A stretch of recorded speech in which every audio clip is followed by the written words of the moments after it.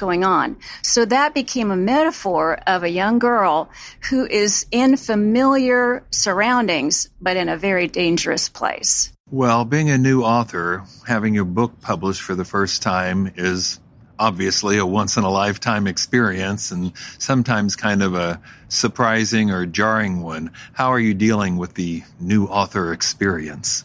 I'm dealing with it very well. In fact, I haven't taken any more nonfiction projects because I just want to keep writing fiction. So I'm already done with my second one. It's into the editor. And so I don't plan to quit. I'm just going to stay with fiction and that's not to say that I don't blog and do other kinds, because I know every type of writing is going to enrich your writing. So I'll continue doing blogs and so on, but I'm not taking any nonfiction projects. Just because I know somebody will ask, where are you blogging? It's laurelandthomas.com. And that's my website. So was there a point in the writing and the revision process where you had an epiphany or a moment when you realized I need to do something different, or this is something I do really well, or learn something about writing? Yes.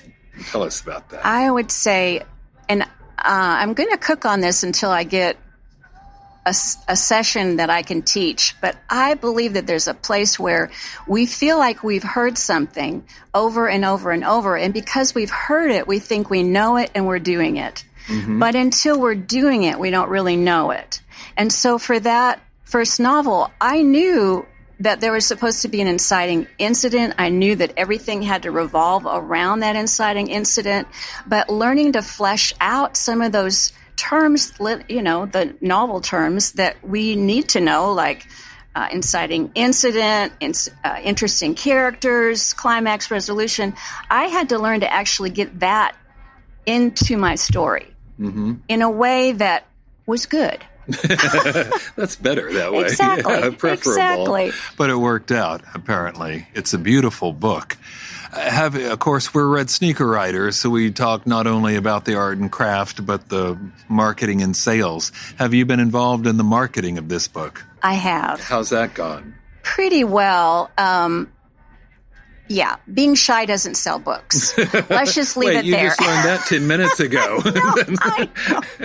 Well, I've been pushed into it in ways that have been really good. And this year, the beginning of this year, I thought, what would be the thing that I would hate the most that I need to do to promote and to get an online presence? And it was to start a YouTube channel. Yeah, good for you. So that won the prize of being what I would hate the most, but I will do. What are you doing, a TikTok or?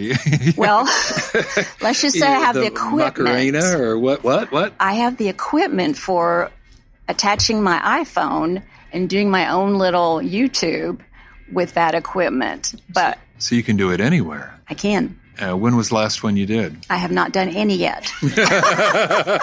What'll be the first? Wrong question. What's the first one you're going to do?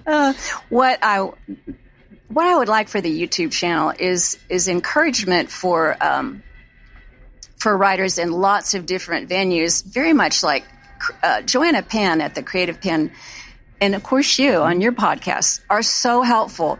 And I love the idea of building community, because I think anything that you are going to write about, anything that you are going to just try to distribute, comes out best in community. So I'm not sure exactly how that's going to work, but I'd like to invite guest speakers and, just have fun with that and see where it goes. Sounds like a good idea to me. So what's next for you as a writer? Well, finishing my next novel, which... Everyone in this room could probably say that. What are you working on? I know. So my second one is When Stars Brush Earth, and I'm real excited about it. I think it's a good story. But my plan for the future is to continue to write stories until I die. Oh, fantastic. I mean, not the dying part, but the writing the stories. That's good for you. And you've already started on the next one? Well, I just got an idea here this week, Bill. It starts with the idea. It does. So the cruise worked out for you as well. It did. It did. It was wonderful. Fantastic. Laurel, thanks for being on the podcast. You're welcome. Thank you for having me.